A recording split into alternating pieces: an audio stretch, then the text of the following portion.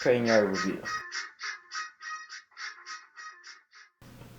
Welcome back to another TYR Review. Today on the reviewing platform is James. Now, this is my third attempt making this review. Each time I do this, I'm not happy with it in the end. So hopefully this version's uploaded. If not, I'm just talking into the abyss of nothingness. So, let's start.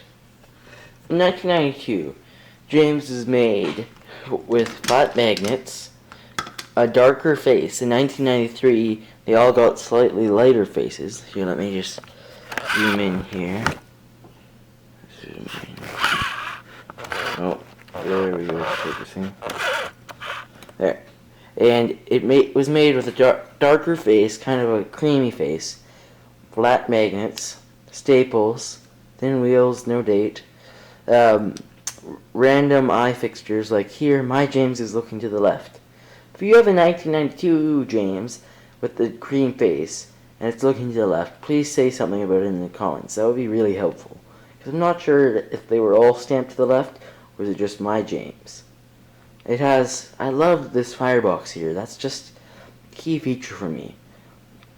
And it's just a nice item. And I'll go into comparing it to the newer Jameses later. So, yeah.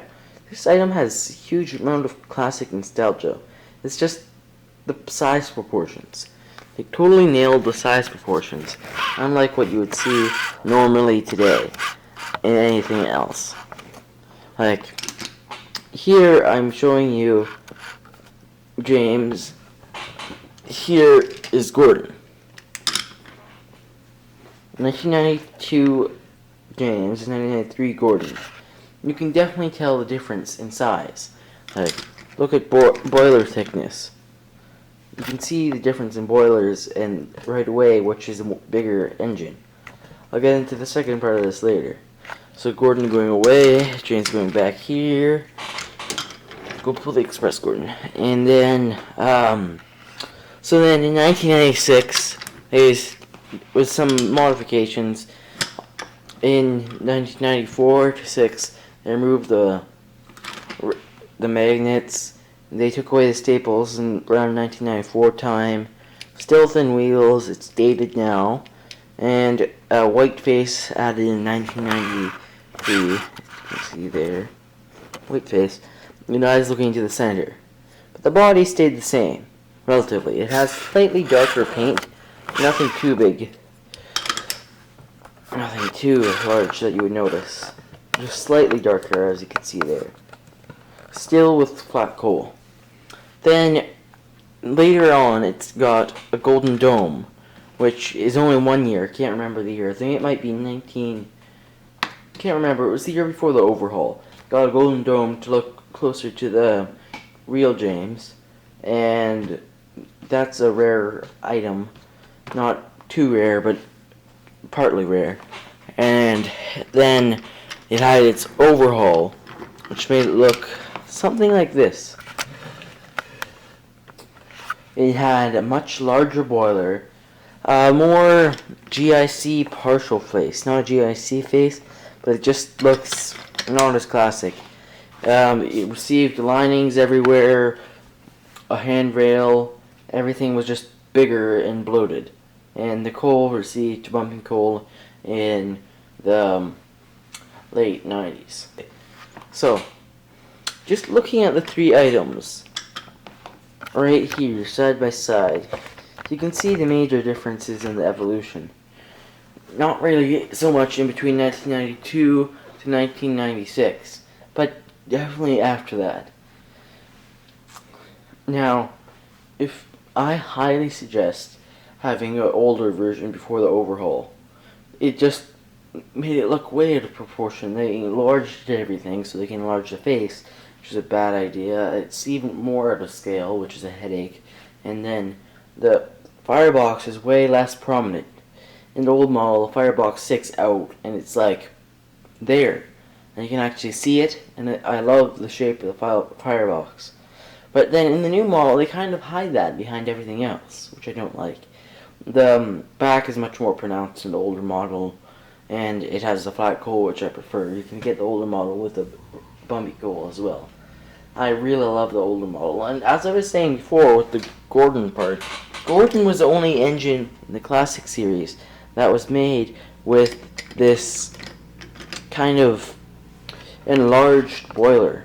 You can see the differences from the earlier James and later and earlier Gordon. Just the size difference in boiler from angles. Just you can tell they're way different. You can tell which one's a larger engine and therefore more powerful.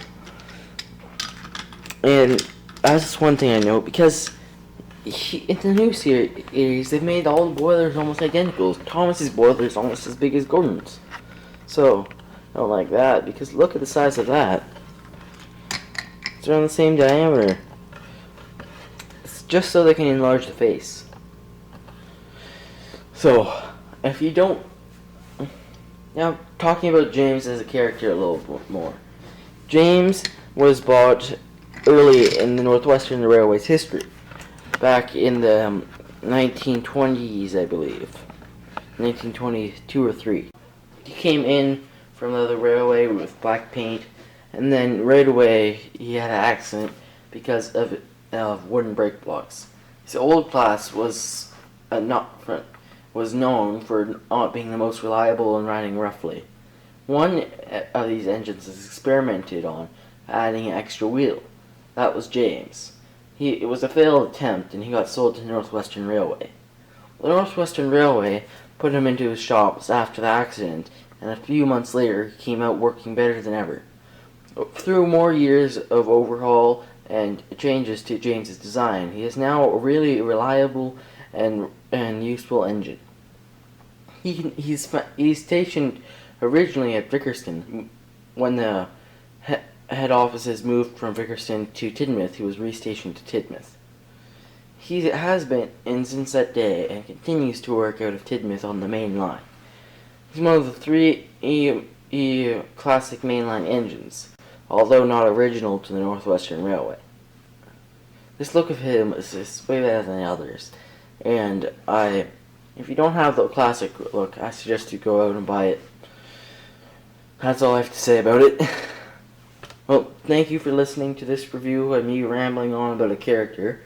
And please tune in next time, like, subscribe, whatever you want to do, just like if you still be inclined to. And yeah, see you next time.